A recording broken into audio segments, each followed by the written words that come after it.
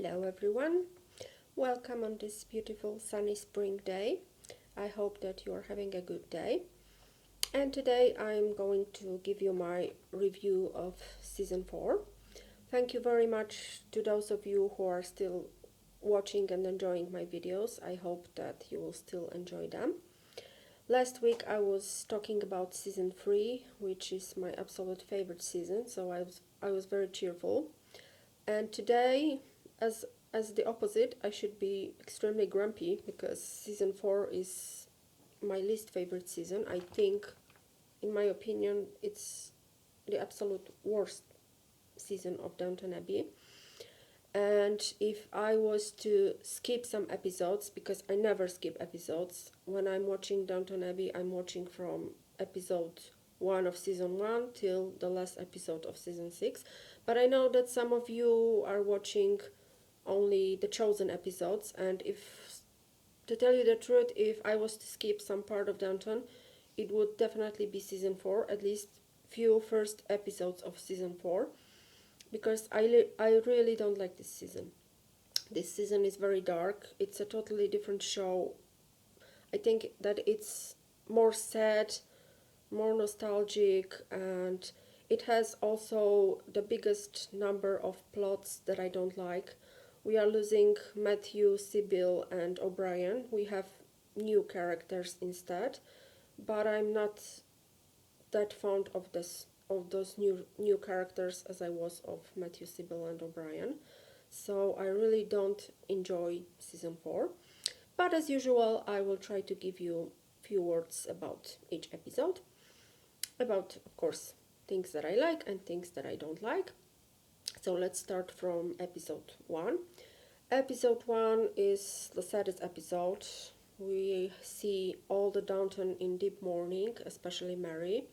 We see that it's 6 months has passed till Matthew died, and Mary is walking around dressed in black. She's walking like a zombie. She doesn't care at all about the outside world. She doesn't care about her newborn baby. She generally doesn't care about anything. She's just, sleepwalking or something like that. And we have an opposite views about Mary's situation from Robert and Violet, because Robert thinks that Mary should be left in peace, that she shouldn't be bothered, that everyone should walk around her like on eggshells, and Violet has the opposite opinion, and I agree with Violet. I think that it's not a good thing to be so deep in mourning, and I can talk about it from my recent experience. It's better to move on as quickly as you can, so I'm with Violet here. And what I also don't like about episode 1 is I always have to think about how, Edith was trying to hide the Valentine's card that she received from Michael Gregson, from Mary, so she wouldn't be sorry when they meet on the stairs. Edith hides the card behind her, pretending that she didn't get anything, just so Mary wouldn't feel left out. And then in season 5 we see that Mary can't even respect Edith's mourning after Michael Gregson, and she proposes to have a picnic on the same day that Edith found out that Michael Gregson is dead. I think that this is a very meaningful comparison between how the sisters really are. But let's not get so fast into the future, and let's stay in season 4. The scene that I also don't like at all in episode 1 is the scene where Mary is scolding Carson, who is also trying to help her.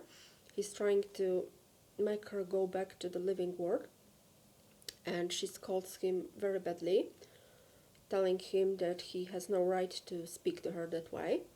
And this is the second time where Mary shows Carson where his place is. The first time was when when he refused to move to Hexby, and she said to Sir Richard that she doesn't care because there will be a lot of butlers after the war. And this is one of the main...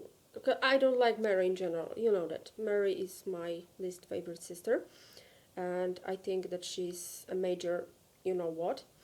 So I think that I was never very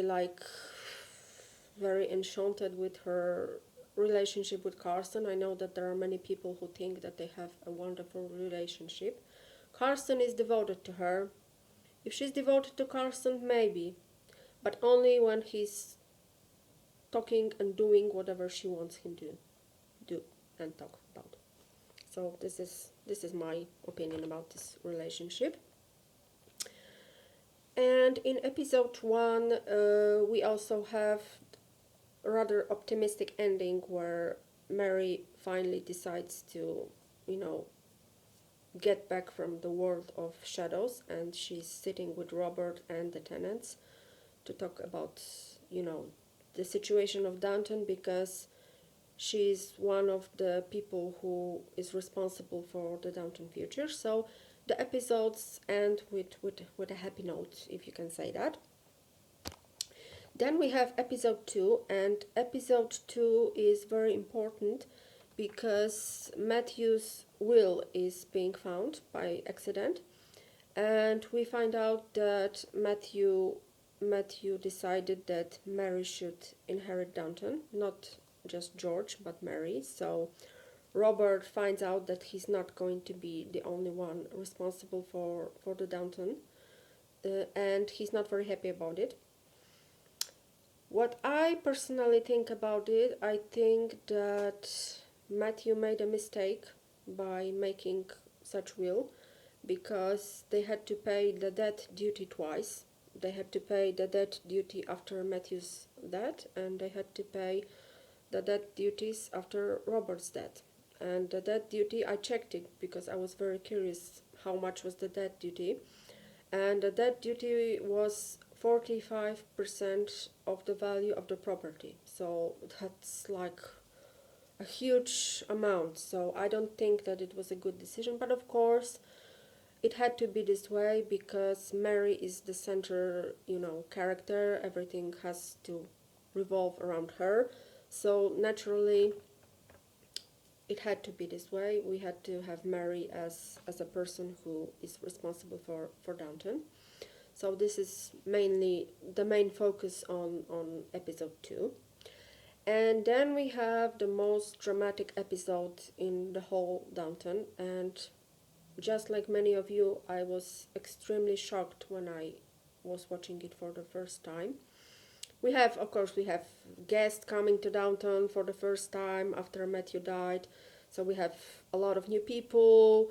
We have we have the comeback of Edna. This is one of the reasons why I don't like the beginning of season 4, because we have like this foursome in the kitchen: Alfred, Ivy, Daisy, Jimmy. I don't like that.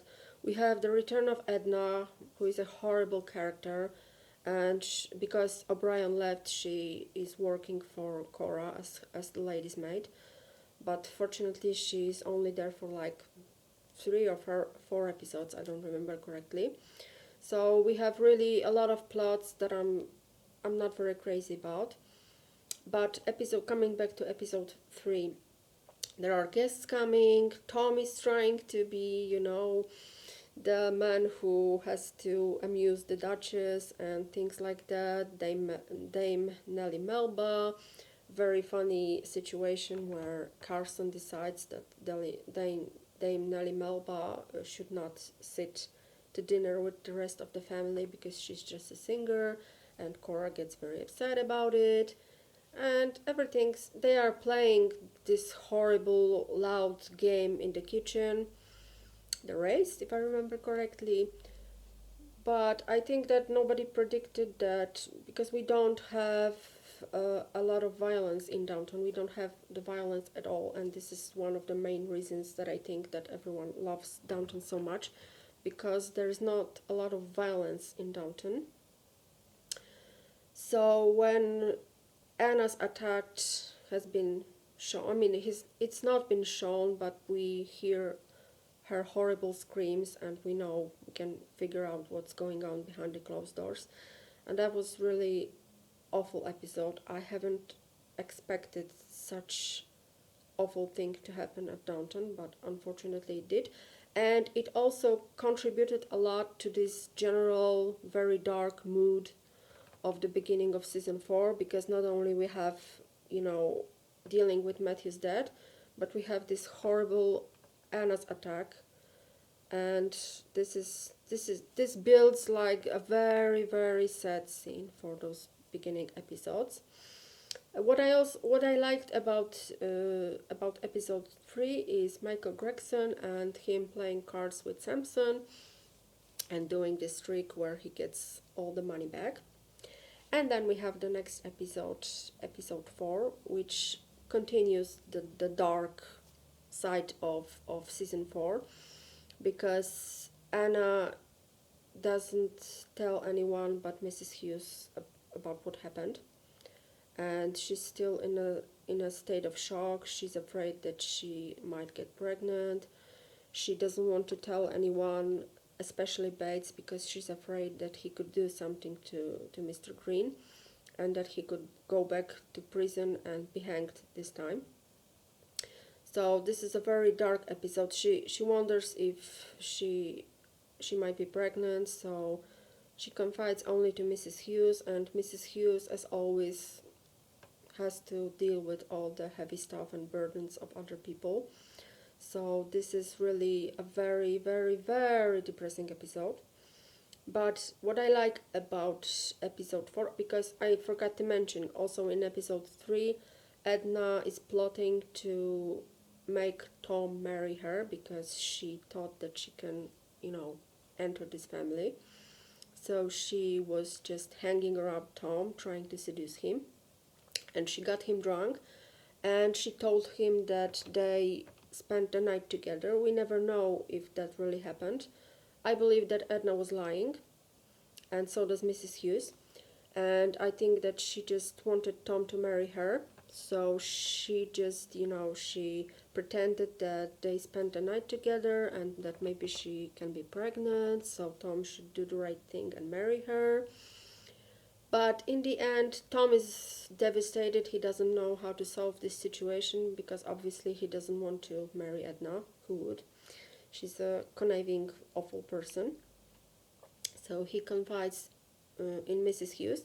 And of course, Mrs. Hughes is Mrs. Hughes. She's the problem solver of everyone. So she's finding the book Married Love by Mary Stopes. And she figures out that Edna was just playing a trick on Tom. And there's the great scene in episode 4 when Mrs. Hughes confronts Edna about this whole situation, and she tells her that she knows that she's just playing a trick on all of them. And in result, Edna has to leave the house, and I'm very happy about it. In episode 5, we have a new lady's maid, Baxter, who was just there because of Thomas. He wanted her there for his own dark purposes, if I can call it that. I'm not a great fan of Baxter.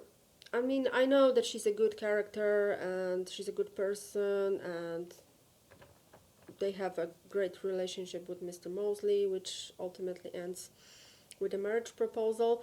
But I think that she's too mild, too meek, too boring. I prefer O'Brien. But we have what we have. We have Baxter, so we have to, just deal with the fact that she's there.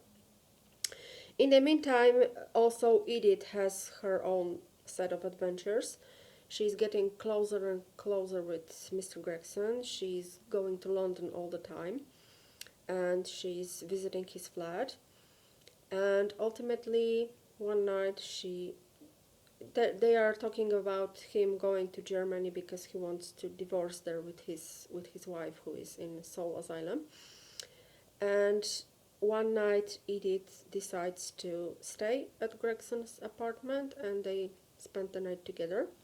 which unfortunately, and he goes away to Germany, but unfortunately Edith gets pregnant. If you are unlucky in life, you are unlucky in life. So, Mary had like 2 extramarital affairs and she didn't get pregnant once, but Edith gets pregnant after the first night. And she finds out about that in the next episode, if I remember correctly. So this is the main plot of episode 5. We also have, oh, I forgot to mention, of course, another reason why I don't like season 4. We have a never-ending queue of married suitors. We have Tony Gillingham, as I call him, Tony Wimp Gillingham. I don't like Tony Gillingham. He's just hopeless, really. We have Evelyn Napier, who shows out of the bloom, and of course he's still in love with Mary. I don't know, I'm still wondering why fellows, I know that I'm a writer, so I know that writers tend to love some of their characters more, and they tend to give all the best to their beloved characters. But seriously, I think that fellows hugely exaggerated with every man appearing in Downton and falling in love with Mary. I mean, come on. There was Sybil. Sybil was so pretty. Edith was intelligent, and everyone are in love with Mary. So another reason why I don't like season 4 is the endless line of suitors. And we got to meet Tony Gillingham. He came with the set of guests in episode 3. And then in episode 4, Mary comes to London, and there he goes again. He tells her that he's in love with her, although he's engaged to Mabel Lane Fox, but he confesses to Mary that he's madly in love with her, that he wants to be with her. Of course, she's not ready yet, so she tells him that's not going to happen. And then we have Rose and Mary coming to nightclub with Rosamund and Tom, and we have Jack Ross there. And there is something between Rose and Jack Ross. They start to date, which of course was not acceptable back then, but we have a very good lesson of tolerance. Fellows often gives us good lessons of tolerance, and Jack Ross is one of them. So this is one of the plots of episode 5. And fortunately, I prefer the second part of season 4. So I'm thinking that with episode 6, it gets better and better. Because in episode 6, we have one more married suitor, which in the beginning is not the married suitor, it's Charles Blake. I adore him. From all the married suitors, I wish he would not be a married suitor, but okay. I adore Charles Blake. He's absolutely adorable. And he appears in Downton with Evelyn Napier. And they are attending Robert's birthday. Rose is planning a surprise for Robert's birthday, so she asks Jack Ross and his band to play on Robert's birthday. There are some very few funny things connected to that because, the band is raving in Downton, and Carson almost has a heart attack when he sees the black singer. And we can see how tolerant he is when he asks Jack Ross if he's ever been to Africa. This is like my favorite scene. I always have a good fun watching this scene. So episode 6 is Edith already knows that she's pregnant, but she has to, keep it to herself. So Cora asks her what's going on, but she doesn't tell anyone. And the whole episode ends with this Robert's birthday, and we see Rose and Jack Ross, kissing late at night in the kitchen, and Mary finds them and she sees that something is between them. And then we have episode 7.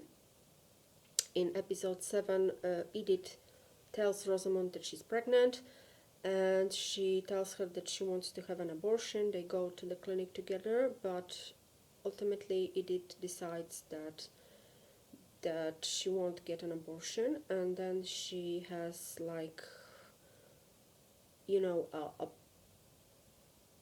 wondering what to do with her baby, and Rosamund's advice is to go to Switzerland for a few months to give the birth there, to give the baby to adoption to some Swiss couple, and just, so nobody would know that Edith was pregnant. And in episode 7, Robert goes to America to help Cora's brother in a Teapot Dawn scandal. And if I remember correctly, what else do we have in episode 7? Sometimes I just, I've watched Downton for so many times, but sometimes my memory fails me, so I don't think that... Oh, of course, we have the pigs. Pigs arriving to Downton, and Mary and Charles Blake are going to see the pigs, and they are ending rescue the pigs because the pigs didn't have water, and they are coming back late at night. And of course, soon after that, Charles Blake decides to join the other men visiting Downton and falls in love with Mary. Okay, I'm not gonna talk about it anymore because I find it very annoying. Then we have wonderful episode, and sorry, one thing in episode 7, or was it on episode 8? No, that was in episode 8. In episode 8, earlier Mary finds out that Anna was attacked, but she doesn't know who it was. But in episode 8, Anna confesses to Mary that it was Mr. Green because, Tony Gillingham keeps coming back to Downton and he's bringing his valet. So Anna has to sit by the same table with Mr. Green, and she's afraid that Bates will find out what happened. In the meantime, Bates forces Mrs. Hughes to tell him the truth because he hears when Anna and Mrs. Hughes talk about this attack, and he knows that what happened, and he wants to force Mrs. Hughes to tell him who did it, but she doesn't do that. She tells him that it was some kind of a robber who just broke to Downton, which is not true. But in episode 8, Anna, who finds out that Tony Gillingham is coming back again with his valet, she's telling Mary that it was Mr. Green who attacked her. And Mary is doing a wonderful thing because she asks Tony Gillingham to dismiss his valet, and then later, by the end of the episode, we find out about Mr. Green being killed. And in episode 8, Robert is still in America, and the whole Downton Abbey is preparing for the Charge Bazaar. This is a very nice episode. Oh, of course, I forgot one crucial thing. Somewhere along the season, we have Tom meeting Miss Bunting, and Miss Bunting is not a very good character. Also, is another one lousy character appearing in season 4, and they are starting to meet. We find out that Miss Bunting is a teacher, and that she doesn't like aristocracy very much. She's sort of a communist, socialist, rather communist, I think, because she supports the Russian Revolution and stuff like that. So we have Mrs. Bunting coming in this season. And then by episode 8, we have the Charge Bazaar, which is very, very amusing, very funny. And Robert is coming back, and Charles Blake is telling Mary that he's in love with her. So now Mary has Tony Gillingham, Charles Blake, Evelyn Napier, and everyone are in love with her, and she doesn't want to choose anyone. Of course, everyone are in love with Mary. And then we have this long ending the season episodes, London season episode, which is great episode. I mean, all the ending episodes of the seasons are funny and wonderful, but this episode is really interesting because we have Rose's presentation. I love the debutante's ball tradition, and I'm very sorry that it was ended. It was ended because the Queen decided in 1957 that it would not be very fair to just have aristocratic young women on court to be presented, and that was later replaced by another tradition, by those royal summer palace opening for average British people, not just the aristocrats. But I'm not going to tell you. Maybe I will talk about it in one of my royal videos, but today I want to tell you about Rose's presentation. I love this episode because they show us Rose being presented to the king. We also have a very interesting plot with Prince Edward, who later became King Edward VIII, who abdicated for Wallis Simpson. But then he's with his earlier girlfriend Frida Dudley Ward, and we also see her as one of the characters. Of course, we still have Tony Gillingham, Charles Blake, and Evelyn Napier, everyone dancing around Mary. And we have Martha and Harold coming to Rose's presentation. Martha, who claims that she doesn't care about the British aristocracy, but she is willingly coming to London whenever she can, and she wants to, see the king and the queen. Harold is trying to greet with Prince of Wales, Edward. And what I found interesting about the plot with Prince Edward is that in those days, Prince of Wales, Edward, he was like the star of the high society.